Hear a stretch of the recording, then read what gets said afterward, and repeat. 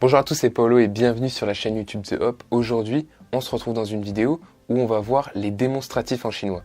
Ça va être très simple parce que c'est un peu comme en français. En fait, on va retrouver un démonstratif qui veut dire ceci et cela. On aura l'équivalent en chinois avec la petite nuance. Donc cela, c'est ce qui va être un peu plus loin et ceci, c'est ce qui va être un peu plus près. Par exemple, ceci, je peux le pointer du doigt et cela, ça va être un peu plus loin. Et en chinois, c'est pareil. Pour dire ceci, on va dire zhe.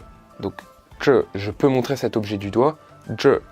Pour quelque chose qui est plus loin, cela, en chinois, on va dire na, na. On va faire une phrase d'exemple avec pour que vous voyez sa position dans la phrase. Donc, par exemple, si je désigne un objet et que je veux dire que c'est le mien, par exemple, c'est mon sac, ce c'est, que je vais montrer l'objet, 这是我的书包, 这是我的书包. C'est pareil avec na.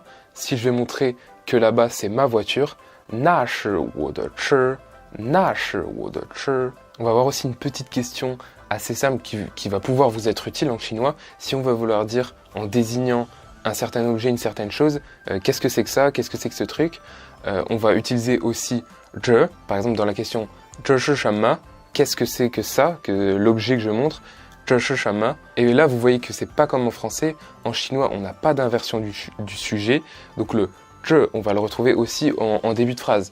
这是什么 avec le verbe juste avant le COD. Et aussi un petit truc, si on veut être un peu plus précis quand on va désigner une certaine chose, ça va être important en chinois de mettre un classificateur devant cette chose-là. En chinois, on va retrouver beaucoup de classificateurs différents. On va pas en parler dans cette vidéo, mais disons que un classificateur qu'on rencontre beaucoup, ce sera ge. Et par exemple, on va le mettre devant une personne.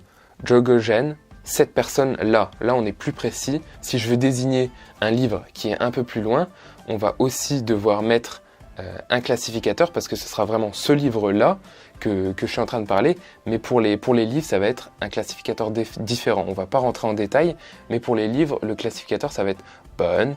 Donc, je vais pouvoir dire na ben shu, ce livre là-bas. C'est maintenant la fin de cette vidéo. J'espère qu'elle vous aura aidé à apprendre quelque chose ou vous aura éclairci sur un point que vous ne connaissez pas.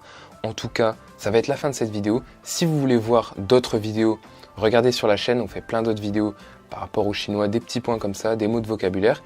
Et si vous voulez voir les autres, abonnez-vous. Encore une fois, moi je vais vous laisser, on se retrouve très vite. 再见.